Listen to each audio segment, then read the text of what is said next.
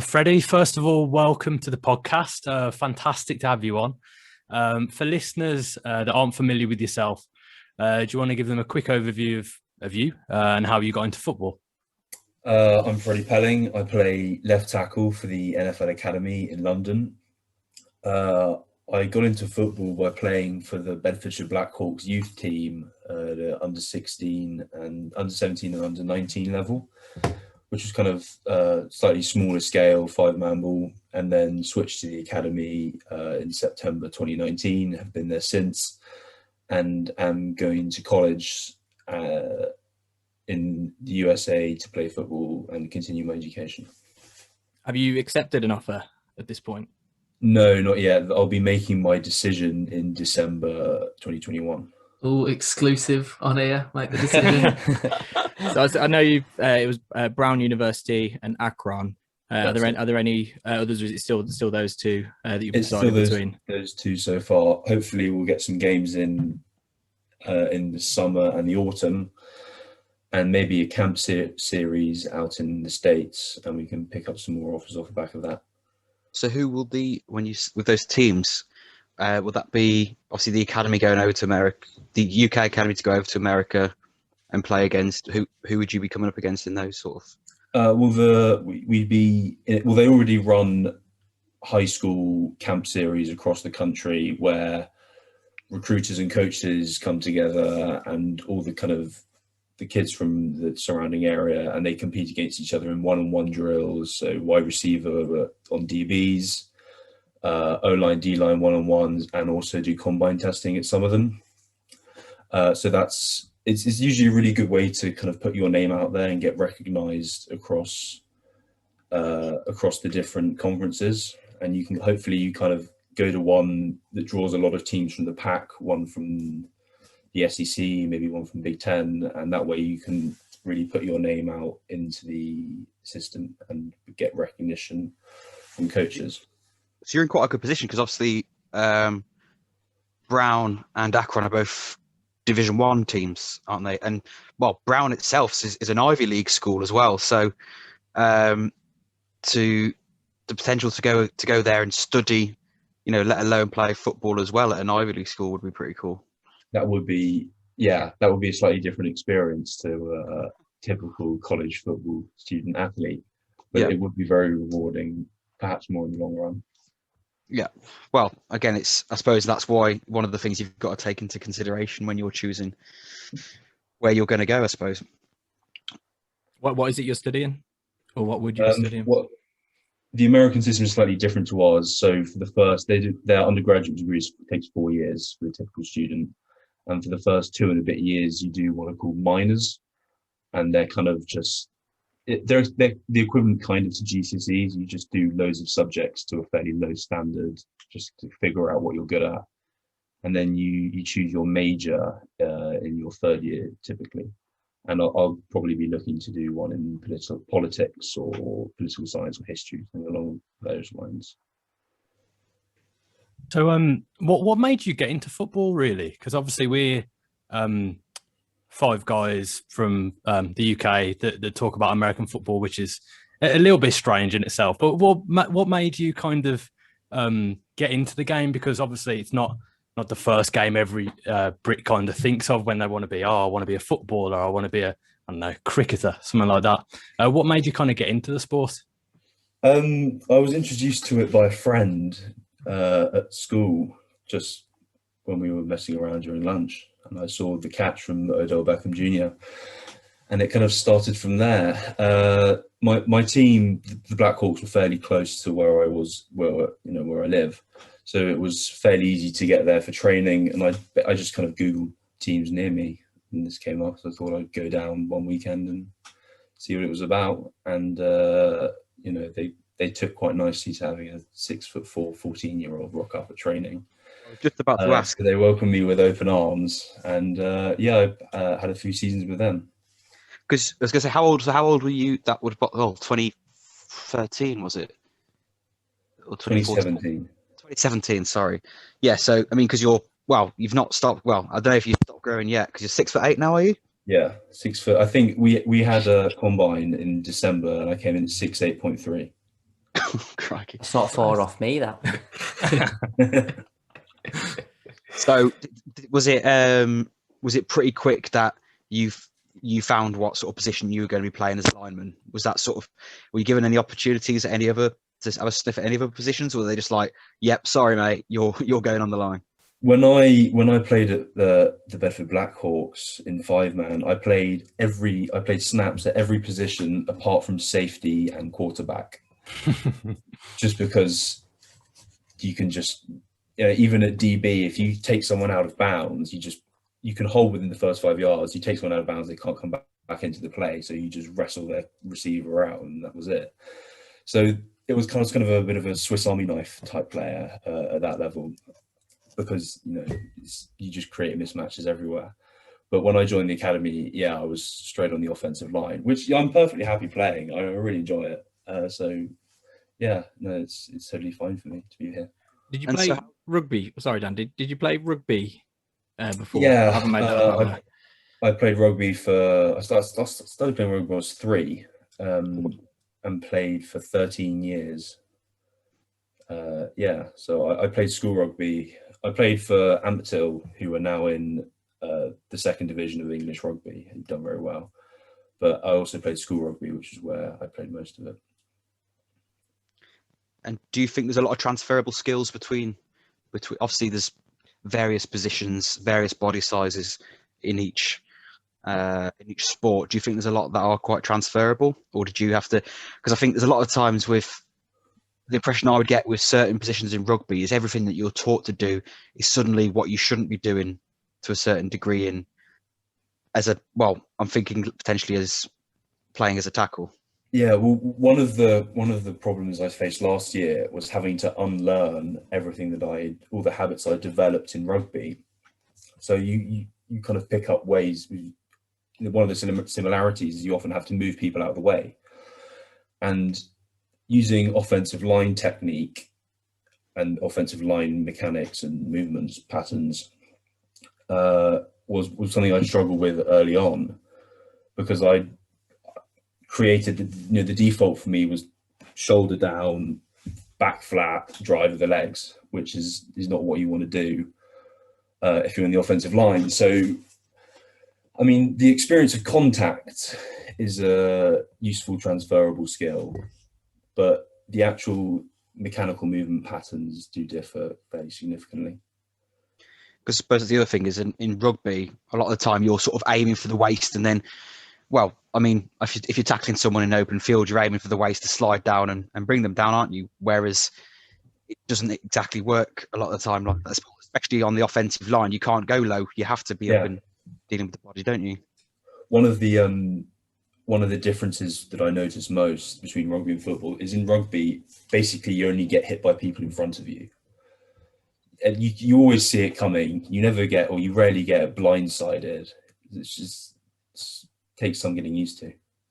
And did you learn, was it mainly through experience, or? I did take one to the kind of, I was blocking backside and the player was going away from me, and I was watching it.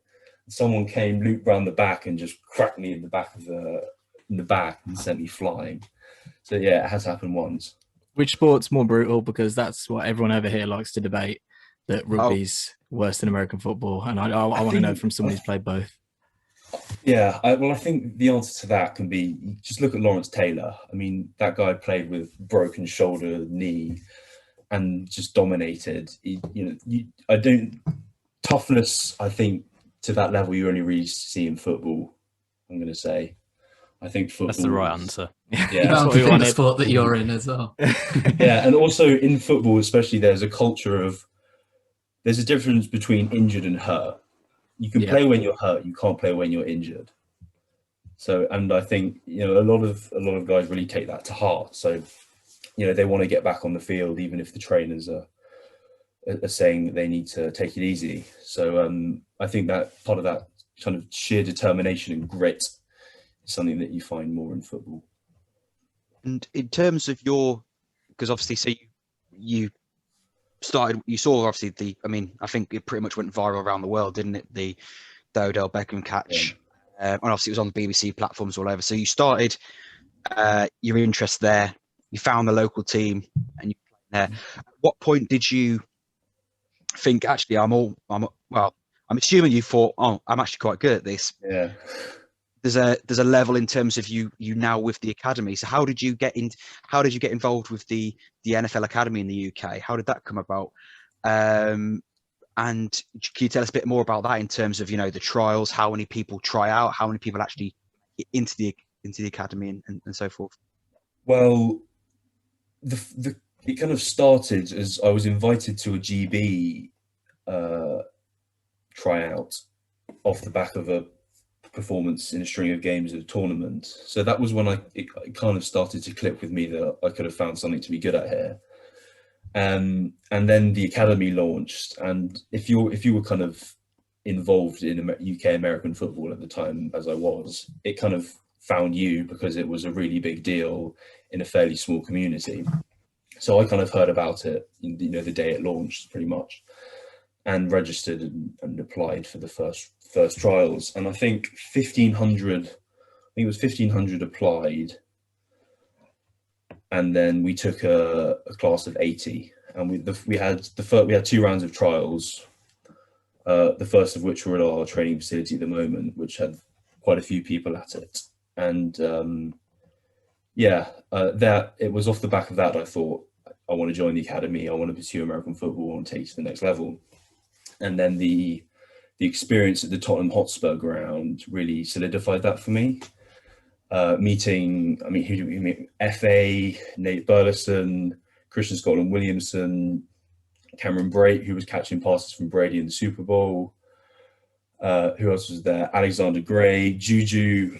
Meeting those guys really kind of made it a lot more realistic. And we were at the NFL changing rooms with the badge on the ceiling and the chairs, and the embroidery, and it was just, it was a really cool environment to be in, and in the stadium with the music, and yeah, it really made it really attractive to me. So at that point, you're thinking, shit, like they're actually, it almost feels like it's not necessarily a pipe dream. This is actually within touching distance. You're seeing and speaking and meeting these sort of people. You're in this, well, yeah, obviously purpose-built facility in terms of what Tottenham have done with their stadium.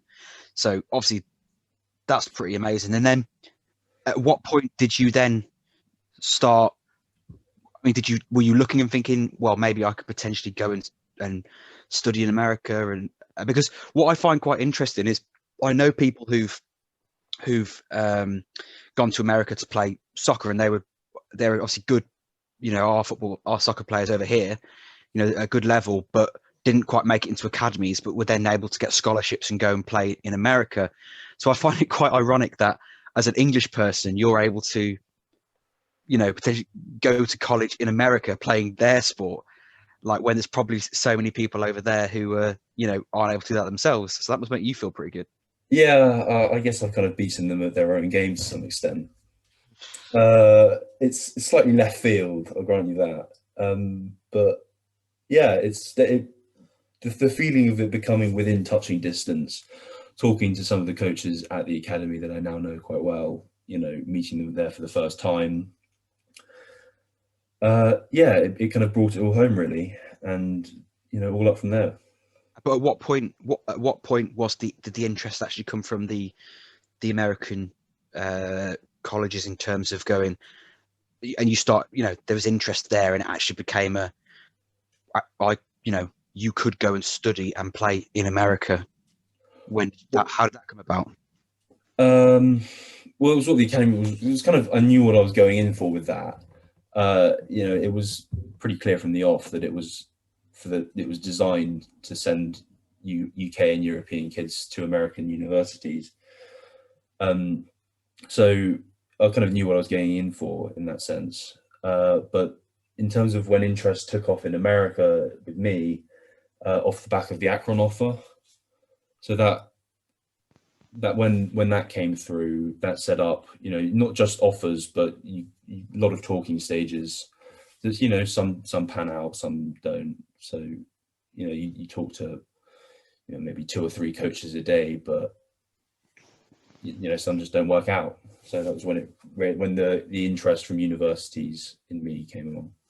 Have any of your sort of friends or colleagues, whatever you'd refer to them as, in the academy, anyone else had offers, or have there been many in the past, or is it just Darren Agu, who spent 1 year with us, is doing insanely well. He's at a high school in Georgia, and he's really raking the offers in. He's had some seriously big Power Five offers. I think off the top of my head, I mean, I can know he's had Duke. What are some of the other ones? I think he got offered by Auburn the other day, but don't quote me on that. USF. I mean, I'm doing a disservice. There are loads. Yeah. So the difference. Also, carry on. Sorry, carry on. There you go. I was just going to say, he did a year with the academy and then went to high school in America. Is that right? Yeah. Okay. So, what has anyone else been in your situation where it's effectively college offers directly from the academy? Not to the kind of D1 level. Not in that sense. Okay. But some of the guys have had kind of offers from slightly lower down in NIAA schools as well. So you're breaking new ground really in terms of as a British person coming through obviously the academy is a relatively new thing, but obviously it's been whittled down to a smaller number of people. But effectively, you're going to be one of, if not the first British person to come through that process to go and play at a D1 level. So yeah, I'll probably be one of the first from the academy kind of leaving straight there. There have been a few other guys that have gone out, a few other English guys that have played D1 football. There's a guy that plays for Utah. There have been a handful. There was another one that signed with that tight end signed with Akron in the most recent signing period as well. So there have been a couple, but not many. I was going to say Andre. Yeah, I was just going to say, going back to what you said earlier about sort of signing up for local teams and whatnot. I remember about 10 years ago, I think it was the first time I watched the Super Bowl, I sent an email to Birmingham Bulls saying like, I've played football, this is obviously soccer for ages. I was like, drunk? No, for the once, no.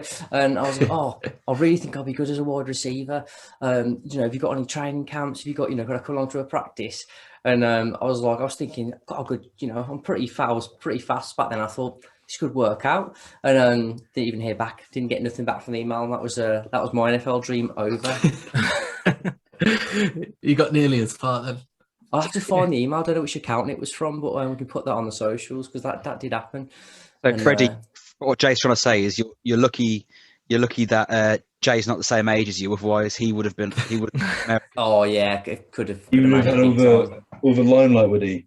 He would have been putting all the offers. What could have been? Just that to reply to the email. Never mind, Didn't fancy turning up to the training.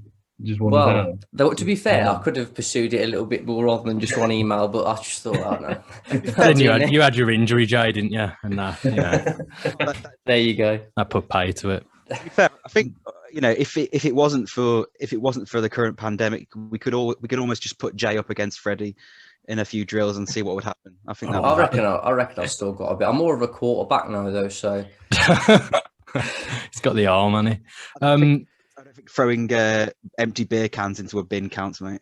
I've won 2 games out of 2, starting at quarterback on the 2v2 game. So, what have you done, Dan? Jay Cutler's along with Tom Brady's mobility. Yeah. Well, look at this sort of stuff. Fair enough. That'll really work on an audio feature, Jay. That will. Yeah, the listeners will really be able to see what you. Just for reference, they were all my participation trophies from when I was about 13 playing football. Most improved player. My dad got me one for scoring a hat trick once, though. So. Oh, so it was your dad bought you that? It wasn't actually... One of them. He bought me one of them, and one of them was for a birthday party, actually. But I put them all together. Ross, let's steer us back into. I'm steering the ship. Freddie, what do you think of the kind of growth of American football in the UK? Obviously, the NFL is, from our experience at least, is becoming bigger and bigger over here. But why do you think that is?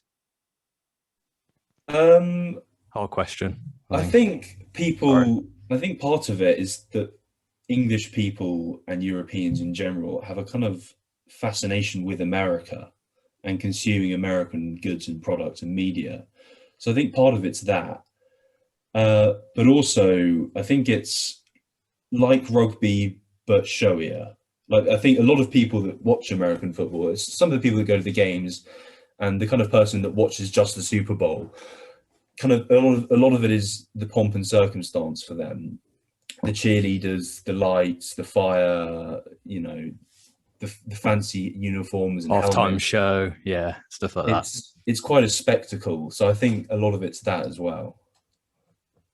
I think they're pushing it as well. I think they want the growth over here, obviously with the London games and stuff like that. The NFL have spent a lot of money. The academy, they've sunk loads into that. The London games, it's a business, right? It's in their interests to develop and expand globally. No, you had a chance to go to the London games at all? Yeah, I've been to 3 of them. I went to Jacksonville, it was Miami, New Orleans a few years ago. And then last year I went to Tampa Bay, South Carolina. It's just Carolina. I had Jameis Winston threw a pick on the first play of the game, which was fun. And Efe Obada was in the house. It was great. And I went to Cincinnati, LA, where I got that flag from. So who's your team then, Freddie? Do you have one? Green Bay. Green Bay. Okay. Packers. Oh. There guys. Is that partially down to David Bakhtiari? Because I saw obviously with your stuff on the BBC. Yeah. He was someone you were. I don't know if you used it as an inspiration or someone to model yourself on, but there seemed to be some love going on there. Part of it's that, but also I don't know if the listeners know, but the Green Bay Packers franchise is owned mostly by the inhabitants of the town of Green Bay. So all the other NFL franchises have an owner. Dallas have Jerry Jones. Legend. Yeah. So, but the town of Green Bay, it's owned, I think there are about 300,000 or 400,000 shareholders, just people from, in and around Green Bay usually who love the team. And I think, it's really good when the team and the community is so integrated. And Green Bay, it's never going to move, right? It's always going to be in Green Bay. You're not going to do like the Colts did or the Oilers. It's always going to be there. And it forms a large part of the kind of the local economy for them. And it's just a really good franchise, I think. And we've also got the ability to be able to play in the snow. So when you get the California teams and people coming from the desert going, let's go. You get the pretty boys from California and Florida worrying about their hair. And you get up into the frozen tundra of Lambeau. It's a bit different. No, I can imagine. What sort of capacity are the stadiums for the Division 1 offers you had? Do you know what sort of capacity it is? Because obviously playing in front of a ridiculous amount of people. They kind of range from about 30,000 to, I think Michigan is the biggest, and that's about 110. Yeah. That would be pretty insane to play in front of that sort of environment. Yeah. I mean, one of my dream ones would be Tennessee. I think their stadium is 100,000 plus as well. I mean, they're bigger than lots of the NFL stadiums. Yeah. So I think college football is supposed to be more fun to watch and participate in than NFL, which will be enjoyable. Yeah, I think daunting. Oh, sorry. Yeah, there's an element of that, but I mean, who wouldn't want to play in front of 100,000 people, right? I think that's the thing. Very loud horns. Yeah, I think that's the thing you've got to take is I think it's quite cool as your attitude is there. It's just to embrace it and go and enjoy it, because what have you got to lose in going and giving it a go, and especially like you say is the potential opportunities to go and play in those sorts. I mean, the big one for me is that I always loved the Virginia Tech entrance just for the Enter Sandman, and then you've got like Clemson when they run down the hill, and things like this, and to be able to potentially be involved in those, not just as a player, even if on the opposition or whatever, that's an awesome opportunity to be looking into one thing a couple of things on my bucket list. The one, I'd love to play a game at West Point. I think that would be a really cool venue to play at. And I'd also love to play at West Virginia and hear Country Roads being played as you enter the stadium, and the whole stadium singing it. And I think that would be a really fun place to play as well. Just to clarify for those who aren't aware, West Point is that's the military academy, isn't it? Their stadium. Army. So Army Stadium for those who weren't aware. I've got a question, a bit more about playing. So, the D line, you're obviously against them the whole time. Is there ever beef? Like, obviously you're pushing them a lot. Is there beef between the two sides? Yeah, the thing is, you can always aggravate it if you want to. Like, both sides have tricks up their sleeve that they can get away with, but it's whether it's kind of mutually assured destruction. It's just you kind of don't use them unless you have to. So you can always find a way to kind of win someone or hold them or grab their face mask, but usually you don't, just because then they're going to start doing it to you. So there's a kind of element of just going to escalate on both sides. Yeah. So you want to be dominant and forceful, but you don't want to. You don't want it to turn ugly, all right? Yeah. Is there like trash talk and stuff constant, or? No, not really, because we have to make a lot of calls on the line. Communicating double teams and blocking. So the kind of the trash talk usually comes after a pancake, that kind of then, rather than just before we're about to go at it. So it's more of a case. Also, you don't really need to trash talk when in a few seconds' time you're going to be running in each other's, head on. Yeah. So you kind of settle it on the field more as well. Actions speak louder than words. Indeed. And then, I suppose it's when someone does get pancaked and you just standing over them going, oh!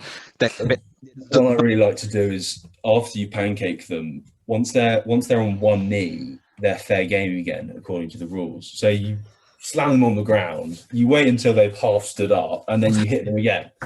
And that's quite fun. It is pancake day as well. It is. That's very... There we go. Love that. Very topical. So I don't know if this was something that the academy were trying to make stick or whatever. I saw some references for you as Big London. Obviously, you're 6 foot. Was it 6'8", 300 pounds? Are you? I'm about 290 now. 290. So what's your? I mean, obviously going into your season. I mean, is your diet varied? Is it based around to sort of maintain that weight? And you obviously, I imagine you're working out a lot, or how's your regime in regards to that, Freddie? I lift weights kind of 5 or 6 times a week. We do a lot of, at the moment in lockdown, we do a lot of O-line pass and run blocking drills, getting out of stances. I mean, there's only so much you can do as an offensive lineman without a bag or someone to hit, that kind of thing. So you've kind of got to improvise a bit, but unfortunately I've got some weights here at home, so I've been able to lift those. In terms of diet, a lot of meat. So I imagine, are your parents going to save an absolute fortune then once you go to America? Yeah, I mean, free meals is part of the D1 experience for Ride. Is going to save someone a lot of money. It's not going to be the university. Yeah, I intend to take full advantage of those facilities. Fantastic. And if you, so have you played all across the line in terms of? I played right tackle last year, and I switched to left tackle this year. But I don't really play guard, and I never play centre. I have done reps at guard, but pretty much I just played tackle. And so, if you going into a college program, and you can, I mean, obviously I know it'll take longer in terms of them working with you and looking, and it's more of a case of them choosing where they would want to sort of put you to an extent. But if you could choose any position, let's say you're going to your first day of training tomorrow, you can pick whatever position you're going to be playing for that university. Where would you pick? Left tackle. Left tackle. Yeah. Is that anything? It's the premier position on the offensive line. You know, it's the best It's where the best defensive lineman lines up. And obviously, as you alluded to earlier with Lawrence Taylor, obviously he single-handedly made the left tackle one of the best paid positions in the game. So there's a lot of money to be made as well if you're any good. Yeah, that's slightly further down the line, but it would be fun having a crack at the league. Who knows? But I think also it's quite interesting because what did coincide with that, and especially now, is I think I mean, obviously from an English perspective it's maybe a little bit different, but I mean, films and books like, The Blind Side, and actually watching documentaries about Lawrence Taylor and things that feed off from that. I found myself watching the tackles, specifically the blind side tackle, be it the left tackle for obviously predominantly right-handed quarterbacks, or the right tackle for the left-handed. And I only, after sort of have been immersed into the game and hearing these things, I actually only started to really appreciate what an incredibly difficult position it is, because you're not only are you're protecting the quarterback's blind side, but you're not just coming up against like one type of rushers. You might have your power rushers coming off one side. You've got lads who are just really quick and fast, and you're playing that same position. You don't suddenly change to one type or the other. You've got to be able to adapt against let's say, for example, you've got TJ Watt one week, the next week you've got, I don't know, Aaron Donald or someone like that. If we're talking about easy examples for people to imagine. But how do you find yourself adapting, especially maybe where at your age, when you're going to be coming up against players and maybe not actually knowing as much about, you got to find your way through the game in terms of what's this person all about? How am I going to play against them? Well, when we start preparing for games, a lot of that will be scouting the opposition and learning their tells and tendencies. So a lot of it, especially in the NFL and college, but more in the NFL, is about the preparation. So you'll watch all of your opponent's previous game footage and look for any weaknesses. And in terms of how to deal with different types of rusher, especially for me, it's about controlling the scenario. So I can eliminate the inside step with a good technique. They're unlikely to bull rush me because I've got a huge size advantage. I've got much longer arms than them. So that basically leaves them with riding the hump and going around the outside. And that's a battle, far more often than not, I'd expect to win. So on balance, I like those odds. But if you've got a heavy guy, you don't have to get out to your spot. Your spot's probably a bit closer in, so you want to move as quickly, but they're also more likely to kind of step inside or hit you with a bull rush. So also you don't want to overcommit. So they might try and sell the quick step upfield, 10 reps and 10 plays in a row, and then by the 11th you're jumping out there and then you give them the inside. So you just got it's common sense and knowing your position well, really. And we spoke about earlier on in the podcast, we spoke about your Packers in the NFL. What did you make of them this year? It was kind of a close but not quite kind of year for them.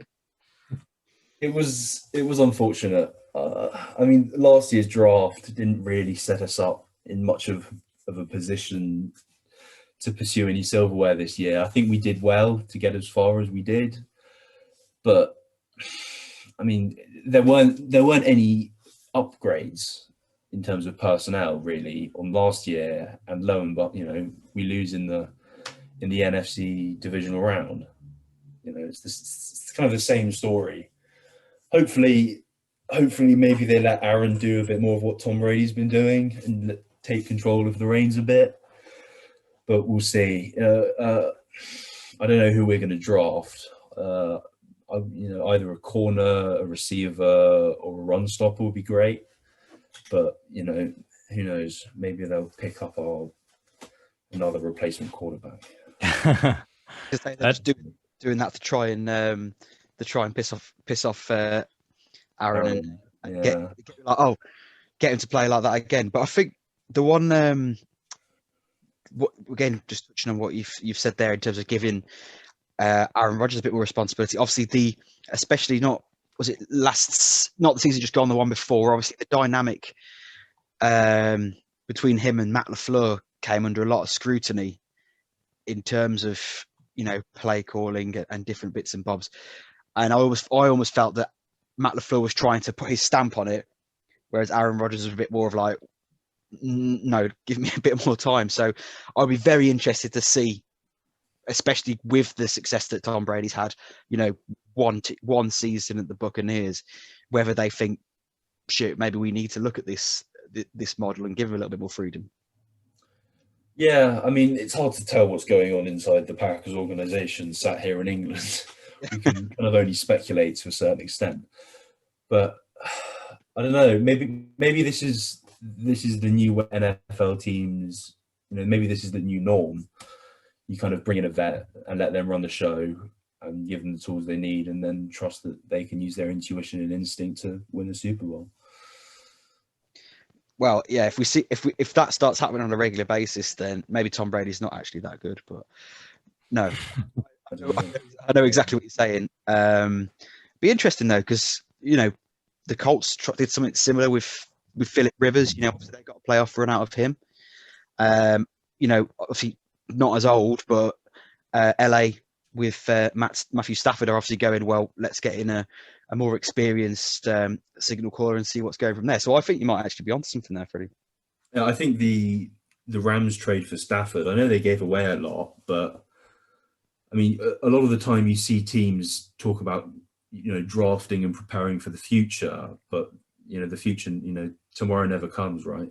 No, but they're there, yeah, aren't they? That's what I'm saying. They're in it in the here and now, and they're spending to go out and win, which I think is really, really good for the game and really good for the fans and fans of the organization.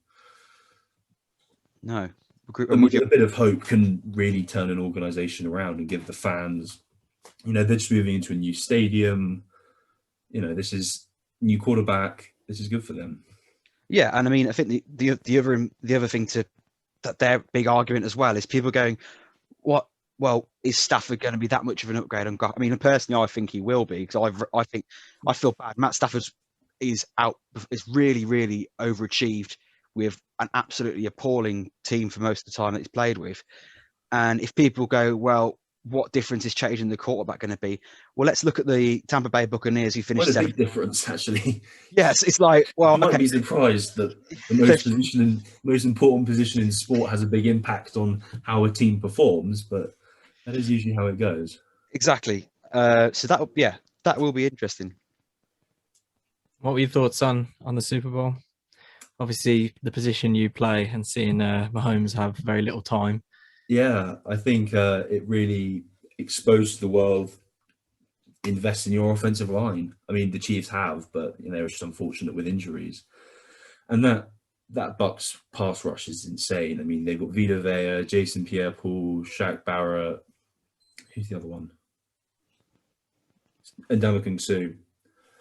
That's a star-studded. I think I don't know about Vita Vea, but the rest of them have all got Pro Bowl selections, multiple. I mean, they were always going to be a nightmare. If you can get that kind of pressure with a consistent 4-man rush and drop 7 into coverage, even with Patrick Mahomes making horizontal throws, you're always going to have the edge on them. It's horrible that you've named all of those players, and then you've got Devin White, who's still only 22 and pulling in like that, and some of the people have got in the secondary, and it's a bit like, if they're going to come up against the offensive line was a bit banged up for that game, but you're still expecting Patrick Mahomes to be able to do something with it, and they just completely shut it down. They did. I mean, people talked about how great Tom Brady was, but you concede, 10 or 9 points in the end? They held them to 9. That's not many. Yeah. You hold Patrick Mahomes to that few points, and you've done really well.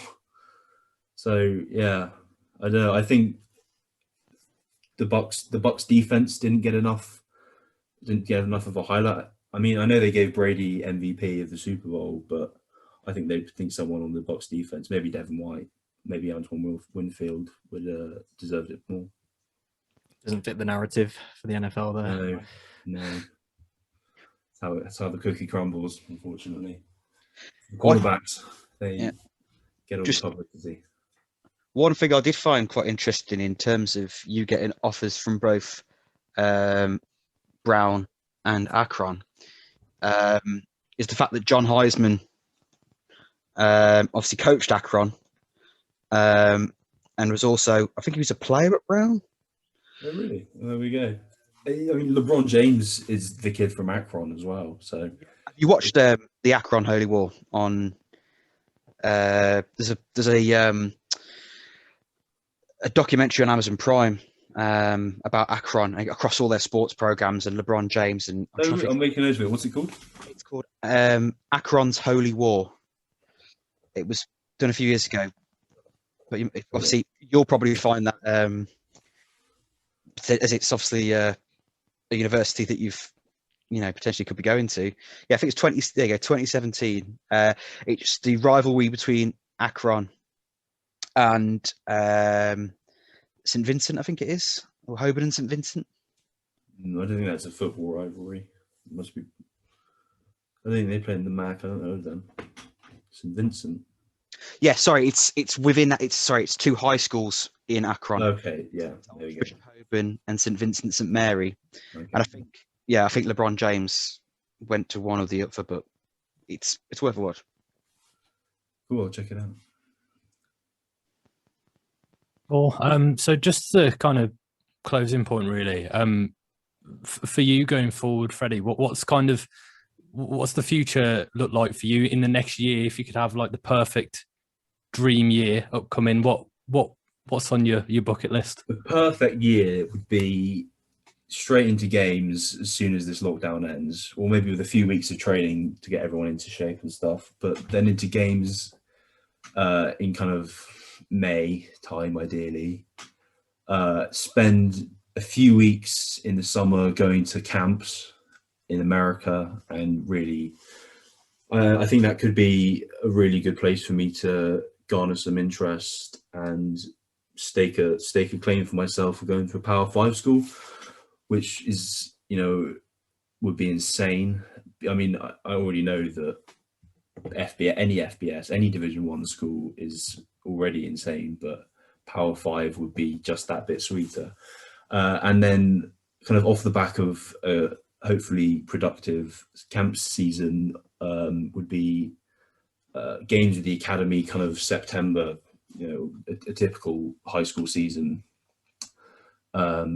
Get some more game film, more highlight reels, send it out, more interest, it all snowballs really. And then committing to a college in the start of the early signing period I think it's December 16th, and to fly out to a college and start college football in January 2022. Lovely, it's exciting. We'll all be following your journey, I'm sure. For anyone that might be listening in and they want to kind of follow you as you progress, do you want to give your Twitter a plug or something like that, and everyone can give you a follow? Twitter is at Freddie Pelling, and my Instagram is at Fred Pelling. So you can find me on there. We can't promise you thousands of new followers, but there's a few boys that might come in. You die hard following you. Awesome. No, Lovely absolutely stuff. to have you on, Freddie. Thanks Yeah, very much. thank you very much. No worries, guys. Enjoyed it. Thank you. And best of luck, and we'll be watching you with a lot of interest. Appreciate it. Thank